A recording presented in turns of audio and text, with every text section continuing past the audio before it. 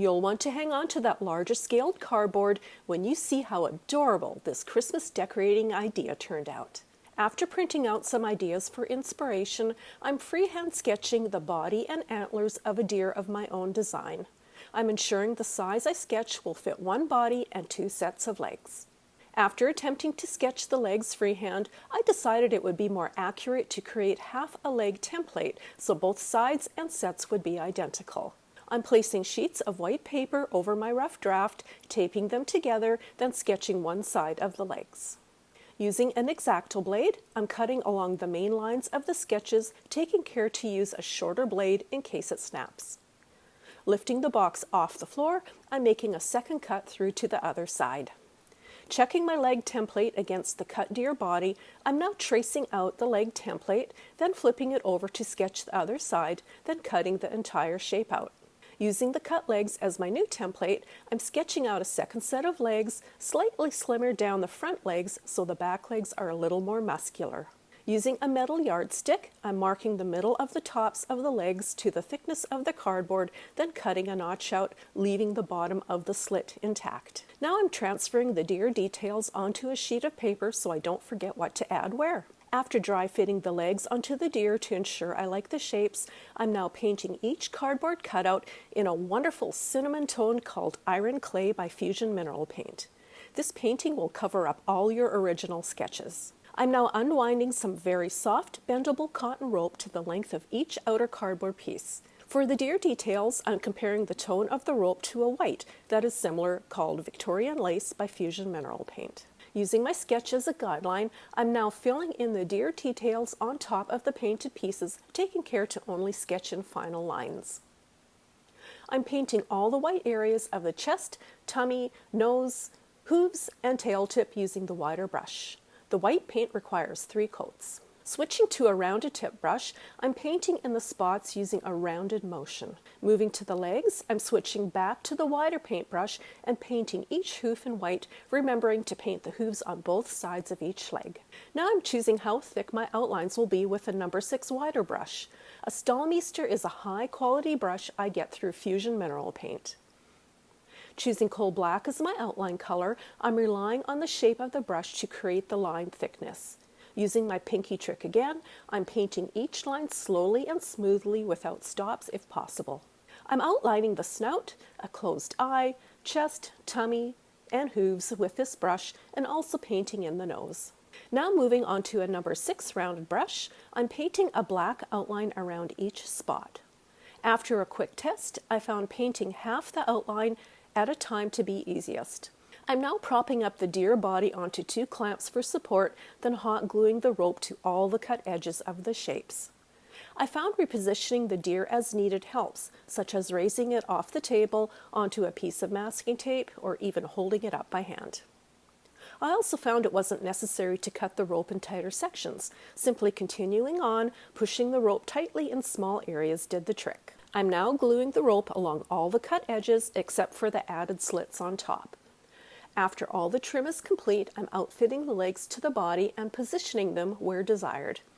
I ended up hot gluing the legs onto the body for added durability, however you can leave them off if sturdy enough for easier storage.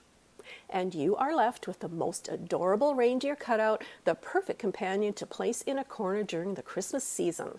The white and black detailed outlines against the warm cinnamon tone really pops.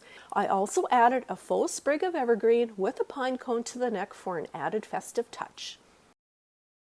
You won't believe what I made out of a cardboard box. I cut up my latest Amazon box to create a symmetrical design with 2 triangles or peaks the same size, each separated by a rectangular piece. I cut out window and door shapes and found it easiest to cut from the back side to create a clean finish. Then I outlined everything with a white acrylic paint marker and added a few extra embellishments. I assembled it into a house using hot glue, then measured and cut 2 roof pieces. Once glued on, I decorated the roof with white acrylic marker, placed some fairy lights inside, and I have the cutest gingerbread houses. These make great kid-friendly holiday decorations too. I hope this inspired you to create something cute out of your cardboard boxes. Thanks for watching Hometalk. See you next time. So we had this really large box, and this is the one I'll be using to start this project. So I flattened the box and opened it up to the inside and cut it into 2 sections. And I'll be using the bottom half down here where it is the least amount damaged. What I'm gonna do first is I'm gonna just take a pencil and I'm gonna sketch out roughly the shape of a gingerbread person. Now that you can see the gingerbread man is all drawn, I'm gonna go ahead and cut this out with a razor blade. Now I'm gonna pull the gingerbread man out and then I'm going to bring him inside to work on. Now before I go in to decorate the first one, I'm gonna go ahead and cut a second one out before I run inside. Now I have 2 friends that are ready to be decorated, so I'm gonna take them inside. Now it's time to start embellishing. So I'm gonna start by placing some button eyes at the top and gluing them into place. So I'll just go ahead and put some hot glue. Next, I have some old bulbs and I'm just gonna hot glue those on like buttons. So I just kind of want to aim for where I'd like those to be. Next, I'm gonna bend a pipe cleaner into a smiley face shape. And then I'm gonna add a couple little dots of hot glue to kind of get it just to stick. And if I need to add more, I can. But we're gonna go ahead and get that into place.